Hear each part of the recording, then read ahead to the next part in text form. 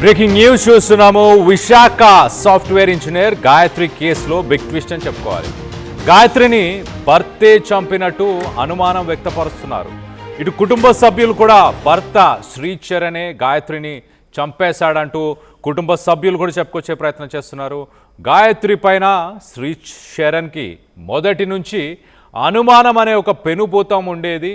చాలా కాలంగా ఇటు భార్యని వేధిస్తూ వస్తున్నాడు అంటూ కుటుంబ సభ్యులు ఆరోపణ చేస్తున్నారు. గతంలో కూడా గాయత్రి హ్యాండ్ బ్యాగ్లో ఒక సీక్రెట్ ట్రాకర్ని కూడా పెట్టాడు శ్రీచరణ్ అంటే అర్థం చేసుకోవచ్చు. ఒక ట్రాకర్ని కూడా తన భార్య హ్యాండ్ బ్యాగ్లో పెట్టాడు అంటే తను ఎక్కడికి వెళ్తుంది, ఎవరితో కలుస్తుంది, ఎక్కడెక్కడ ఏ సమయంలో ఉంటుంది, ఈ విషయాలన్నీ కూడా ట్రాక్ చేసే ప్రయత్నం మరి నిజంగానే శ్రీచరణ్ చేశాడా? కుటుంబ సభ్యులైతే చాలా క్లియర్గా ఒక సీక్రెట్ ట్రాకర్ని శ్రీచరణ్ పెట్టాడు అంటున్నారు. సో ఒకవేళ ట్రాకర్ని అమర్చాడు అనుకుంటే ఖచ్చితంగా తనకి భార్య మీద అనుమానం ఉంది. ఈ ఘటనకు సంబంధించి కూడా శ్రీచరణే చేసి ఉండే అవకాశం ఉంటుంది. లేకపోతే అంత దూరం వెళ్ళి ఒక హోమ్ స్టేలో ఇద్దరు హనీమూన్కి వెళ్ళిన తర్వాత రాత్రి నుంచి ఉదయం అంటే 11:30కు చేరుకున్నారు. ఉదయం తెల్లవారుజామున 3:30 ఆ సమయం దాకా మద్యం సేవించారు. ఆ సమయంలోనే ఆల్రెడీ ముందుగానే శ్రీచరణ్ ప్లాన్ చేశాడా? ముందుగానే భార్యని అంత దూరం తీసుకెళ్ళి చంపాలని ప్లాన్ చేశాడా? అది ఈజీగా నాకు తెలియదు ఏం జరిగిందో అని చెప్పడానికి. కానీ రెండు తెలుగు రాష్ట్రాల ప్రజలు గమనిస్తూనే ఉన్నారు. మొదటి నుంచి అందరికీ వస్తున్న అనుమానం ఒకటి, ఎలా అదే రూమ్లో భార్యాభర్తలు ఇద్దరు ఉన్నారు, కానీ భార్య మాత్రం ఒంటి మీద గొడ్డ ముక్క కూడా లేకుండా నేలపై ఉంది. రక్తం, తన ముక్కు నుంచి రక్తం కారుతుంది. మరోపక్క మూత్రంలో తను మొత్తానికైతే తన శరీరం, తన మృతదేహం ఆ మూత్రంలోనే ఉండడం, ఇదంతా చూస్తే చాలా అనుమానాలకి దారితీసింది. ఖచ్చితంగా ఆ హోటల్కి సంబంధించి వ్యక్తులు ఎవరైనా లోపలికి వచ్చారా? ఎలా రాగలుగుతారు? వాళ్ళు ఇద్దరు 11:30కి లోపలికి చేరుకున్నారు. తెల్లవారు 3:30 దాకా అక్కడే ఉన్నారు. ప్రస్తుతానికి పోలీసులు అయితే ఆ హోమ్ స్టేలో బస చేసిన వ్యక్తులందరి దగ్గర ప్రస్తుతానికి ఇన్వెస్టిగేషన్ చేస్తున్నట్టు తెలుస్తుంది. కుటుంబ సభ్యులైతే ఖచ్చితంగా భర్త శ్రీచరణే ఈ పనులు చేసుంటాడు. హైదరాబాద్లో మరి తను వర్క్ చేస్తున్న సమయంలో అనుమానంతో గాయత్రిని మరి శ్రీచరణ్ వేధించేవాడంటూ కూడా కుటుంబ సభ్యులు చెప్పుకొస్తున్నారు. ఇంత అనుమానాలుండి, ఇంత అపోహలుండి మరి ఎందుకు తనని చంపాల్సిన అవసరం ఉంది? నచ్చకపోతే విడాకులు తీసుకొని ఎవరి దారిన వారు పోవచ్చు కదా. 7 నెలలే పెళ్ళయి, 7 నెలలు సాధారణంగా పెళ్ళైన తర్వాత ఎవరైనా హనీమూన్ పీరియడ్ అంటారు. ఒక 6 నెలలు, మొదటి సంవత్సరం మొత్తాన్ని కూడా కొత్త పెళ్లి కొడుకు, కొత్త పెళ్లి కూతురుగానే పరిగణిస్తుంటారు. అలాంటిది పెళ్ళై 7 నెలలు గడవక ముందే భార్యని మరి చంపేసే ప్రయత్నం శ్రీచరణ్ చేశాడా? కుటుంబ సభ్యులైతే చాలా క్లియర్గా ఇది భర్త పనే, మొదటి నుంచి నా అనుమానం ఉంది అంటూ కుటుంబ సభ్యులు చెప్తున్నారు. గాయత్రిని శ్రీచరణ్ వేధించాడంటూ కూడా ఫ్యామిలీ మెంబర్స్ చెప్పుకొచ్చే ప్రయత్నం చేస్తున్నారు. హనీమూన్ కోసం శ్రీచరణ్తో మరి ముస్సరి వెళ్ళిన తర్వాత గాయత్రిని ఆ హోటల్లోనే అనుమానాస్పద దుస్థితిలో గాయత్రి మృతి చెందింది అంటూ తను కుటుంబ సభ్యులకు, స్థానికంగా ఉన్న పోలీసులకి, అలాగే ఆ హోమ్ స్టేలో ఉన్న స్టాఫ్కి వీళ్ళందరికీ ఇంటిమేషన్ ఇచ్చాడు. శ్రీచరణ్ని ప్రస్తుతానికి అరెస్టు చేయాలంటూ గాయత్రి ఫ్యామిలీ మెంబర్స్ ప్రధానంగా డిమాండ్ చేస్తున్నారు. దీనికి సంబంధించి ఒకసారి మరింత అప్డేట్ కూడా తీసుకునే ప్రయత్నం చేద్దాం. మా ప్రతినిధి రామచందర్ అందుబాటులో ఉన్నారు. రామచందర్తో మాట్లాడి తెలుసుకునే ప్రయత్నం చేద్దాం. రామచందర్ రావు, గాయత్రి బ్యాగ్లో శ్రీచరణ్ ఒక ట్రాకర్ని పెట్టడం జరిగింది. ముందు నుంచే అనుమానాలు ఉన్నాయన్నారు. అందుకే భర్త శ్రీచరణ్ పైనే ప్రస్తుతానికి మేము అనుమానం వ్యక్తపరుస్తున్నాం అంటూ ఫ్యామిలీ మెంబర్స్ చెప్తున్నారు. దీనికి సంబంధించి మరింత అప్డేట్ తీసుకునే ప్రయత్నం చేద్దాం. ప్రస్తుతానికి శ్రీచరణ్ పైన గాయత్రి కుటుంబ సభ్యులు ఏమైనా కేసు నమోదు చేశారా రామచందర్? ఇంకా నమోదు చేయలేదు. మరి కాసేపట్లో దీనిపై విశాఖ సిటీ పోలీస్ కమిషన్ ని కలిసే ప్రయత్నం చేస్తున్నారు. నిన్న ఉదయం ఆ మృతదేహాన్ని విశాఖ ఎయిర్పోర్ట్ కి తీసుకురావడం జరిగింది. అక్కడ నుంచి ఎవరైతే రాధా గాయత్రి తండ్రి సంబంధించిన సొంత గ్రామం విజయనగరం జిల్లా కొత్తవలస సమీపంలో ఉన్న మామిడిపల్లి అనే గ్రామానికి తీసుకువెళ్లారు. నిన్న ఉదయం అక్కడ అంత్యక్రియల ప్రక్రియ కూడా జరిగింది. ప్రస్తుతానికి రాధా గాయత్రి తల్లిదండ్రులు అంటే సత్యవతి, సుధాకర్ కూడా సొంత గ్రామంలో ఉన్నారు. వారు మనతో మాట్లాడడం జరిగింది. మరి కాసేపట్లో వారు విశాఖ సిటీ రావడానికి, అట్లాగే పోలీస్ కమిషనర్ కూడా ఫిర్యాదు చేసే ప్రయత్నాలు చేస్తున్నారు. నిజానికి కళ్యాణ్ ఈ నెల అంటే రేపు రానున్న ఆదివారం రోజు ఇక్కడ తల్లిదండ్రులకు షష్ఠి పూర్తి చేయాలని కూడా గాయత్రి అలాగే వారి కుటుంబ సభ్యులు నిర్ణయించారు. ఆ క్రమంలో ఆమె శనివారం రావాల్సి ఉంది.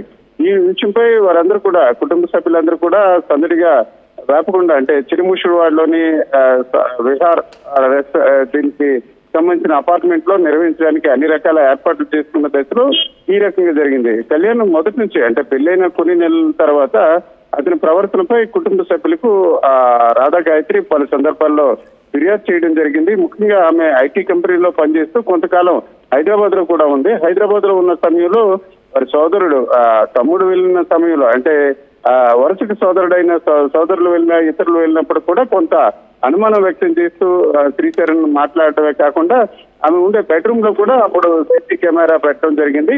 ఆ అంశంపై కూడా ఆమె తల్లికి ఫిర్యాదు చేసింది. ఇప్పుడు తాజాగా చూసుకుంటే గురుగావ్లో ఆవిడ పనిచేస్తుంది. ఆ సమయంలో ఒకసారి ఆమె ఢిల్లీ వెళ్తున్న సమయంలో మొబైల్ హ్యాండ్ బ్యాగ్ లో చూసుకుంటే ఒక ట్రాకర్ కనిపిస్తుంది. ఆ ట్రాకర్ పరికరం ఆమెకు అవగాహన లేకపోవడంతో మరొక సోదరికి ఫోన్ చేసి ఆ ట్రాకర్ ఫోటో తీసి పెట్టడంతో అది ట్రాకర్ గా గుర్తించడం జరిగింది. ఆ దశలో తనను ఈ రకంగా అనుమానించి ఒక సీక్రెట్ కెమెరాలు పెట్టడం, సీక్రెట్ గా ట్రాకర్ పెట్టడం ఇట్లాంటి అంశాలు కూడా ఆమె సత్యవతికి చెప్పడమే కాకుండా ఇప్పుడు ఈ ఫెస్టివల్ ఏదైతే వారందరూ కూడా వెళ్ళి తిరిగి వచ్చిన తర్వాత తిరిగి అతనితో కాపురానికి వెళ్ళను అని కూడా ఆమె తల్లికి చెప్పినట్టు వారి కుటుంబ సభ్యులు చెప్తున్నారు. ప్రస్తుతానికి మనం మామిడిపల్లి వెళ్తున్నాం. మరి కాసేపట్లో వారి కుటుంబ సభ్యులతో అంటే మన ఫోన్ లో మాట్లాడడం జరిగింది. నేరుగా మాట్లాడే ప్రయత్నం చేస్తున్నాం. మొత్తానికి చూసుకుంటే ఎట్టి పరిస్థితిలో ఈ మరణం వెనుక శ్రీచరణ్ పాత్ర ఖచ్చితంగా ఉంటుంది అని మీరు అనుమానాలు వ్యక్తం చేస్తారా? ముఖ్యంగా తొలి దశ నుంచి అంటే పెళ్ళైన మీరే చెప్పారు కేవలం 7 నెలలు అంటే లెక్క వేసుకుంటే 6 నుంచి 7 నెలల వ్యవధి. సహజంగా నవవధువుగానే భావించే పరిస్థితి ఉంటుంది. ఇట్లాంటి దిశలో ఆమెను వేధించడమే కాకుండా అనుమానించడం అట్లాగే ఒక రకంగా హింసించి ఇదంతా కూడా ఒక పథకం ప్రకారంగా శ్రీచరణ్ ముసూరి తీసుకెళ్లి అక్కడ హోటల్లో ఉంచి ఆమెకి సహజంగా వైన్ తీసుకునే అలవాటు లేదు.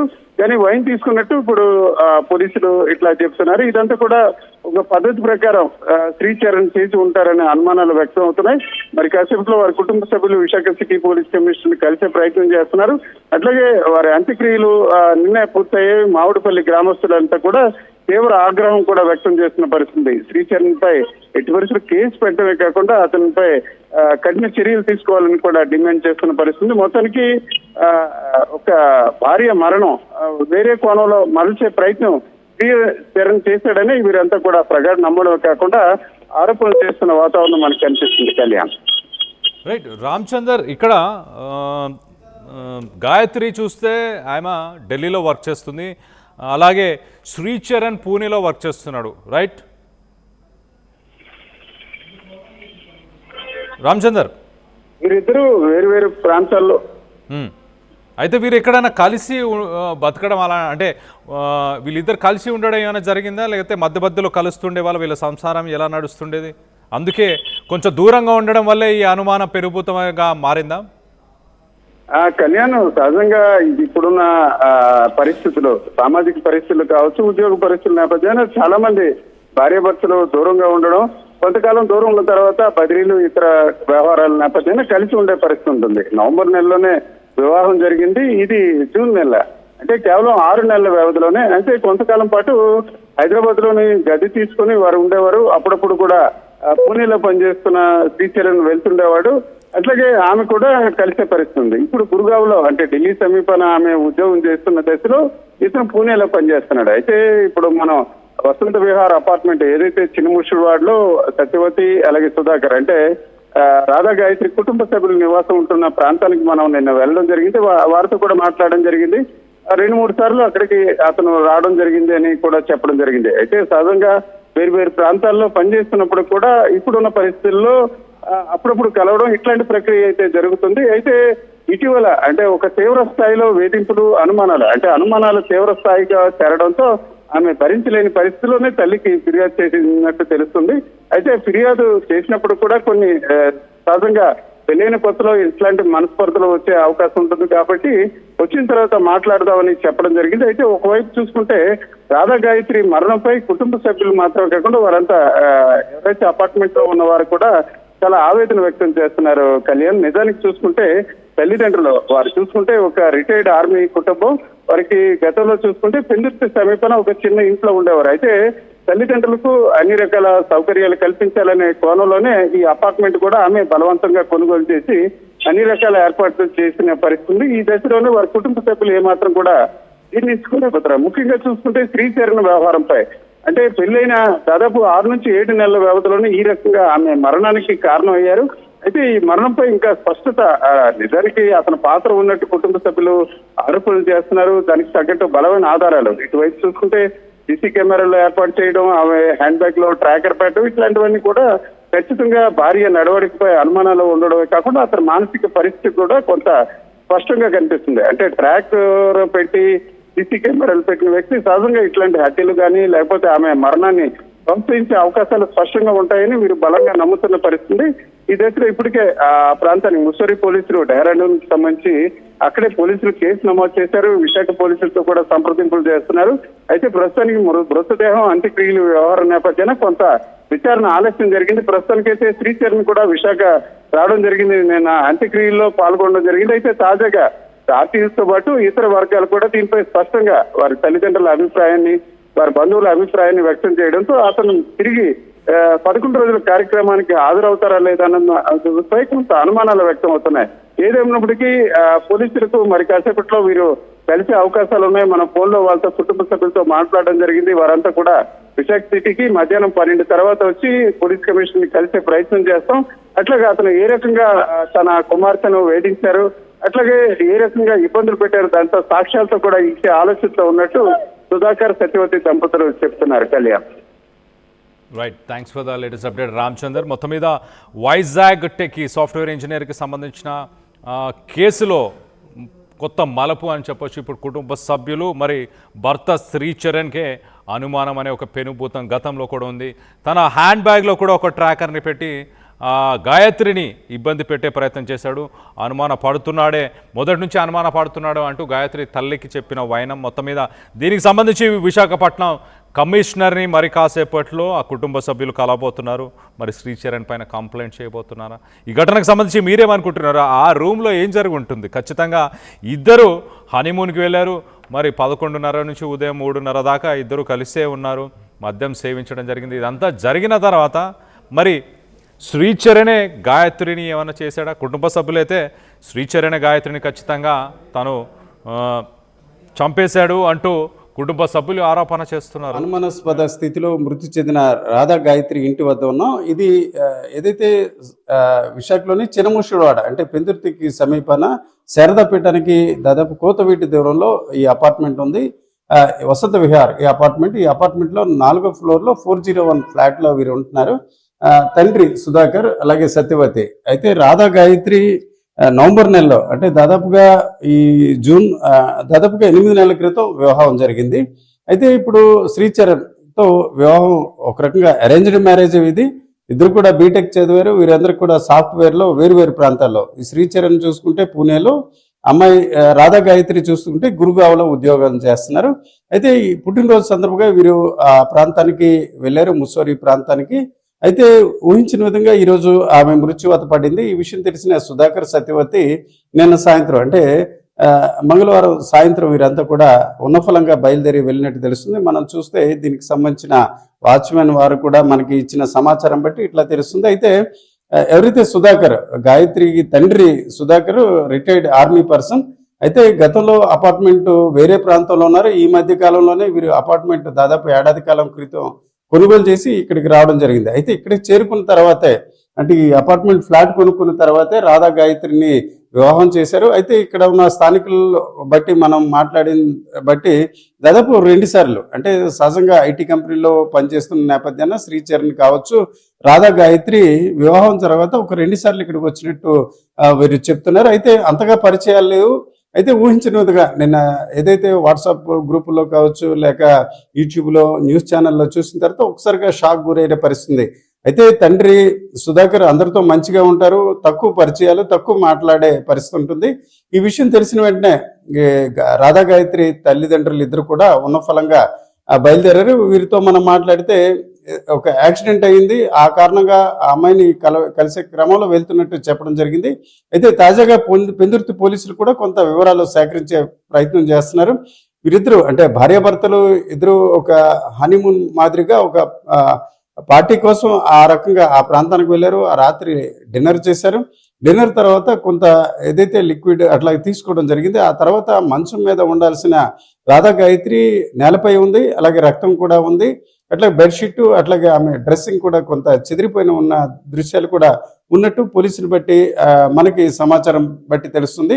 ఈ దశలో ఒక రకంగా తమ కళ్ళ ముందు కనిపించిన అమ్మాయి ఈ రకంగా ఒక విగత జీవిగా మారింది. అట్లాగే పెళ్ళి కేవలం అంటే నవంబర్ నెలలో పెళ్ళయింది, దాదాపుగా 8 నెలల వ్యవధిలోనే ఈరోజు ఇట్లాగే చనిపోయింది అనే విషయం తెలిసి ఈ వసంత విహార్ అపార్ట్మెంట్ వాసులే మాత్రం కాకుండా చిన్నముషిడివాడ ప్రాంత వాసులు కూడా ఒకసారిగా చర్చిస్తున్న పరిస్థితి. దీనికి సంబంధించి అంటే కుటుంబ సభ్యుల నుంచి ఇక్కడ స్థానికులకు ప్రస్తుతానికైతే కాంటాక్ట్ లేదు, ఏం జరిగిందనే విషయం.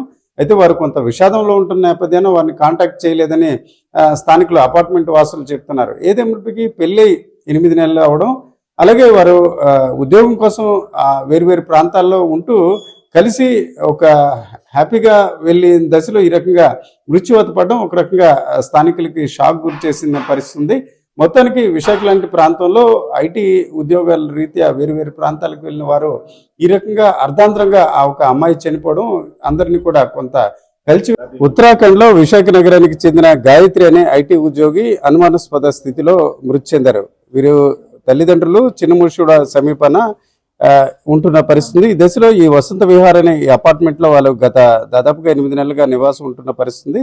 ఈ దశలో ఈ విషయం తెలిసిన వెంటనే కూడా విశాఖ ప్రజలందరూ కూడా అన్నిటికంటే మించి ఆ ఇంటికి పరిసరాల్లో ఉంటున్న అపార్ట్మెంట్ లో వాళ్ళు ఒక రకంగా ఒక విషాదం మాత్రమే కాకుండా ఆశ్చర్యానికి కూడా గురైన పరిస్థితి. అయితే కొంత విషయంపై ఇక్కడ వారితో పాటు అపార్ట్మెంట్ లో నివాసం ఉంటున్న వారితో మనం మాట్లాడదాం. సరే, ఇప్పుడు అమ్మాయి గాయత్రిని ఎప్పుడైనా చూసారా, ఎట్లా ఉంటుంది? ఈ మధ్య వెళ్ళేటప్పుడు ఎప్పుడైనా మీకు కావచ్చు, మీ వైఫ్ కానీ అట్లా మాట్లాడారు?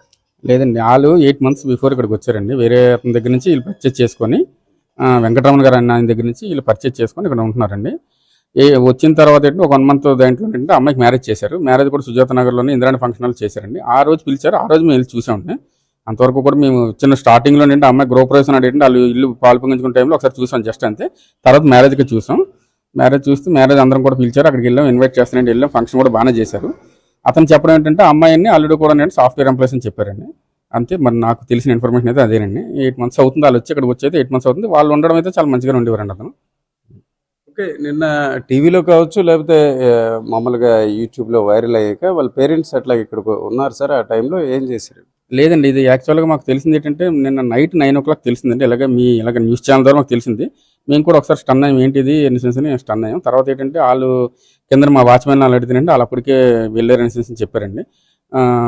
వాళ్ళు అదే అతను ఆమె కూడా ఏంటంటే వెళ్ళిపోయారెన్స్ అని మా వాచ్మెన్ వాళ్ళు చెప్పారండి. అదే సరే, ఈ గాయత్రి ఎప్పుడైనా మీకు ఎదురుపడడం కానీ అట్లాగే ఇప్పుడు చనిపోయిన అమ్మాయి అట్లాగే ఇప్పుడు ఎలాగ యాక్టివిటీ ఉంటుంది? వాళ్ళ పేరెంట్స్ ఎంతకాలం నుంచి మీకు పరిచయం ఉన్నారు? అంటే ఇక్కడికి రావడమే కొత్తగా కొనుక్కున్నారు సార్. 8 months నుంచి వాళ్ళు ఉంటున్నారు సార్. అందరికి మన అపార్ట్మెంట్లో అందరికీ అతను తెలుసు. అంటే ఏంటంటే అంత కామ్గా ఉంటారు, అతను కామ్ పర్సన్ అంతే. వాళ్ళ హస్బెండ్ వైఫ్ కూడా కామ్గా ఉంటారు. ఆ అమ్మాయిని మేము అందరం కూడా ఒక్క మ్యారేజ్కి ఇన్వైట్ చేశారు. ఆయన మ్యారేజ్కి వెళ్ళాం. మ్యారేజ్లో చూడడం, తర్వాత ఒకసారి 2 times సెల్లర్లో మనం ఎప్పుడైనా చూడడమే తప్ప వాళ్ళు ఎప్పుడు వాళ్ళ అమ్మాయి కానీ అల్లుడు కానీ ఎక్కువ ఇక్కడికి వచ్చేవారు కాదండి. ఎందుకంటే వాళ్ళిద్దరు సాఫ్ట్వేర్ ఎంప్లాయీస్ అనేది అతను సుధాకర్ గారు మనకి చెప్పారు అంతే. ఈ మధ్య కూడా ఫంక్షన్ ఏదో కూడా వాళ్ళు ప్లాన్ చేసుకున్నారు, కానీ ఇంతలోనే జరిగింది. మాకు కూడా నైట్ న్యూస్లో చూసి మేము తెలుసుకున్నాం అన్నీ జరిగింది. అతను కూడా మాకు ఏం కాంటాక్ట్లో ఏం లేరు. కాకపోతే అలా జరిగింది కదా అనేసి ఇంకా మన మార్నింగ్ రాబోసే పూర్తిగా మేము కన్ఫర్మ్ చేసుకున్నాం. విషయం తెలిసే కొంత అంటే ఎవరికైనా బాధ అనిపిస్తుంది. మీ అపార్ట్మెంట్లో అమ్మాయి కాబట్టి కొంత ఒకసారిగా మీరు దాని మీద డిస్కషన్ అంటే మేము అందరూ షాక్ గురయ్యాం. అసలు వాళ్ళ అమ్మాయిని కూడా మాకు పూర్తిగా మేము నమ్మలేకపోయాం. వాళ్ళు మా వాచ్మెన్ వాళ్ళు వాళ్ళ అమ్మాయినండి ఇలా యాక్సిడెంట్ అయ్యిందనేసి అని చెప్పి వాళ్ళకి చెప్పారంట వాళ్ళ నాన్నగారు వాళ్ళకి. అతను మనం మండే మార్నింగ్ ఆయన వెళ్ళారు. నేను మార్నింగ్ వాళ్ళ అమ్మగారు కూడా ఉన్నారు. యాక్సిడెంట్ అయ్యిందని వాళ్ళ అమ్మగారికి కూడా తెలుసు అంట. నేను మార్నింగ్ 11కి ఎప్పుడో వాళ్ళ అమ్మగారు కూడా గాయత్రి వాళ్ళ అమ్మగారు కూడా ఇక్కడ నుంచి బయలుదేరడం జరిగిందండి. అంతవరకే మనకి ఇక్కడ ఎవరికి కూడా ఇన్ఫర్మేషన్ తెలియదు ఇలా జరిగిందని. ఇలా న్యూస్లో చూసి తెలుసుకొని కన్ఫర్మ్ చేసుకున్నాం వీళ్ళ అమ్మాయిని. ఎందుకంటే వాళ్ళు రీసెంట్గా మా అపార్ట్మెంట్కి రావడం వాళ్ళ గురించి పూర్తిగా మనకి ఇన్ఫర్మేషన్ తెలియదండి. సరే, ఇప్పుడు వాళ్ళు అంటే ఎప్పుడు వస్తారు, అట్లాగే మీ ఫోన్ టచ్ లో అట్లాగా ఉన్నారా? ఏం లేదండి, ఇంకా మాకు ఇంకా ఎటువంటి ఇన్ఫర్మేషన్ ఏం రాలేదండి. ఆయనకి మేము కాల్ కూడా చేయలేదు ఇంకా, ఎందుకంటే ఆయన బాధలు ఉంటారండి, ఆయన బాధలు ఉంటారని చెప్పేసి మేము ఆయనకి ఎటువంటి ఫోన్ కాల్ చేయలేదండి. వాళ్ళు ఎప్పుడు వస్తారని కూడా మాకు తెలియదండి, ఇంకా నేను ఎటువంటి ఇన్ఫర్మేషన్ తెలియదు. ఇలాగ మాకు టీవీ ద్వారా తెలిసిందే కానీ మామూలు పర్సనల్గా అయితే మాత్రం మాకు ఏం అంత ఫోన్ కాల్ కానీ ఎటువంటిది కూడా లేదు ఇంకా. ఇప్పుడు గాయత్రి వాళ్ళ నాన్నగారు ఏం చేస్తుంటారు అంటే, ఇప్పుడు కావచ్చు, ఏం చెప్పారు అంటే అతను ఇంతకుముందు ప్రొఫెషన్ అట్లాగే ఆయన ఆర్మీలో రిటైర్ అయ్యారని చెప్పారండి, అంతమించి మనకు తెలియదండి. ఆర్మీలో రిటైర్ అయ్యారని అన్నారు అంతేనండి, అంతమించి మనకేం తెలియదండి ఇంకా. ఇది చినముషిడివాడ శారదాపీఠానికి కొంత దూరంలోనే ఈ వసంత విహార్ అనే ఈ అపార్ట్మెంట్ ఉంటుంది. ఈ అపార్ట్మెంట్ లో గాయత్రి వారి కుటుంబ సభ్యులు అంటే దాదాపు 8 నెలల క్రితమే ఇక్కడికి రావడం జరిగింది. ఇటీవల ఇంద్రాణి ఏదైతే కన్వెన్షన్ హాల్ ఉందో అక్కడ పెళ్లి జరగడం జరిగింది. ఆ పెళ్లికి తామందరం కూడా హాజరయ్యాం. ఆమె తండ్రి రిటైర్డ్ ఆర్మీగా పరిచయం ఉంది. అయితే ఇటీవల కాలంలో ఇక్కడికి రావడం అట్లాగే అంతగా పరిచయం లేదు. ఏదేమైనప్పటికీ తమ అపార్ట్మెంట్ లో నివాసం ఉంటున్న ఒక అమ్మాయి ఈరోజు అనుమానాస్పద స్థితిలో మృతి చెందడం వారిని కొంత బాధ కలిగిస్తుంది. ఈ దశలో వారి కుటుంబ సభ్యులను కూడా ప్రస్తుతానికైతే కాంటాక్ట్ లో లేనప్పుడు కూడా స్థితిగతులు తెలుసుకునే ప్రయత్నం చేస్తున్నట్టు అపార్ట్మెంట్ వాసులు చెప్తున్నారు.